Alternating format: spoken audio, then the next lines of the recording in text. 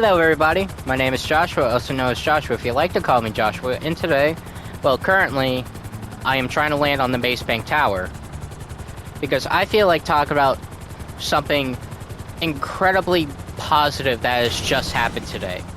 I want to talk about the gaming initiative of Stop Killing Games, which is a consumer advocacy movement that demands video game publishers to provide end-of-life plans. So the remaining games after the official servers are shut down or actually stable and okay, so we're actually able to have private servers for ourselves. And today, I'm happy to announce the news that in California, they have allowed Stop Killing Games to be initialized, which means that every game publisher in California now has to have an end-of-life plan to every video game they have, live service or not. We're officially one step closer for digital games to be mostly ours, because there is a lot of fear going around about digital games right now, especially with PlayStation making all their games digital only by 2028, which a lot of fans, rightfully so, are very angry at that fact. And rightfully so. I was one of those fans as well. It's like, that makes no sense. Like, the point of a physical game is that you actually own it. But what PlayStation and Xbox and all these gaming services are trying to make you do is that, hey, PlayStation Plus is right there. You could buy a subscription stating, hey, I feel like that you should buy our subscription so you could buy the license to own our games.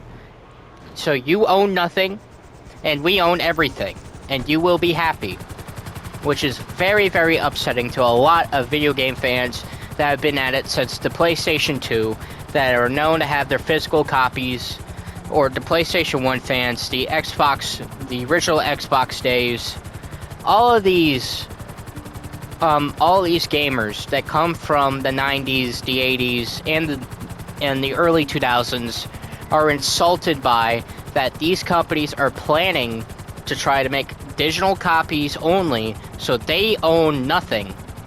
The consumer owns nothing, while the game publishers and the people that own these consoles, PlayStation and Xbox, say that, hey, you own nothing, we own everything, so you will be happy, because you still play the game, but you are renting and buying the license to run these video games, which is truly insulting to every video game fan out there. And it's kind of shocking that PlayStation is trying to do this, because it's been recorded and reported so many times that PlayStation actually made fun of Xbox by going only digital only during the Xbox One and PlayStation 4 days, about sharing each game. Like, you could share games with your other friends on the PlayStation. That was the ad was supposed to be, but now it seems like that PlayStation is trying to make you go all physical, because there have been rumors speculating that because of 2028 is very close by, that soon the PlayStation 6 is coming out by 2028, which means every single physical copy from the PlayStation 5 will not matter, because the PlayStation 6 is just going to be digital only. You can't put discs inside the PlayStation 6, so you own nothing, which is very insulting. I know I have said that many times, but it's truly insulting to every video game fan out there. And sure, they think they could get away with it, but because of Stop Killing Games, they're challenging this clear tyranny of video game fans that feel like that they own nothing. But PlayStation are saying that because all of our sales is 70% digital, we have no reason to make physical copies of these games anymore. Which may make sense for some people, but it doesn't make sense for a lot of video game players that played since the PlayStation 2, the PlayStation 1, and basically owned every game under the sun.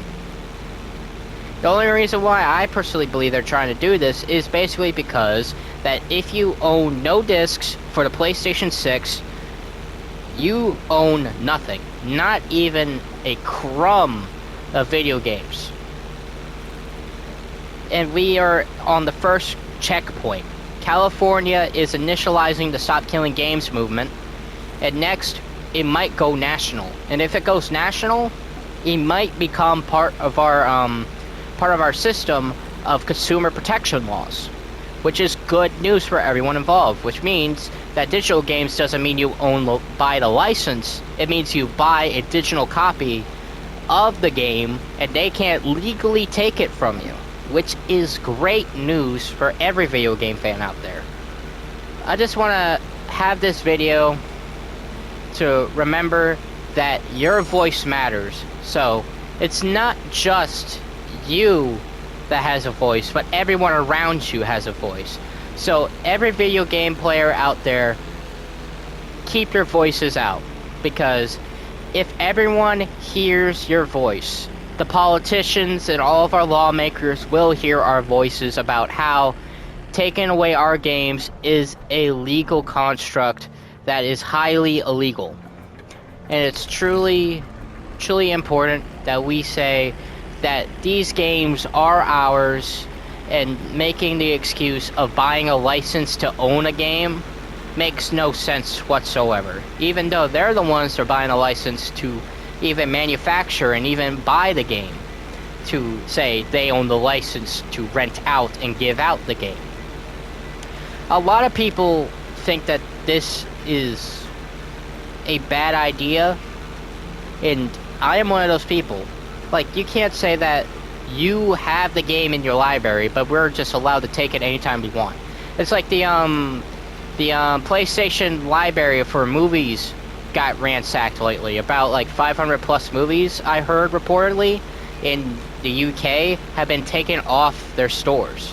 Even people that bought those movies, they see that they don't even have that movie anymore, which makes no sense, because they bought the movie. Like, they spent $20 to watch a movie. Sure, digital, but still, that doesn't mean you have the legal right to take their movies because you say they own the license to watch the movie.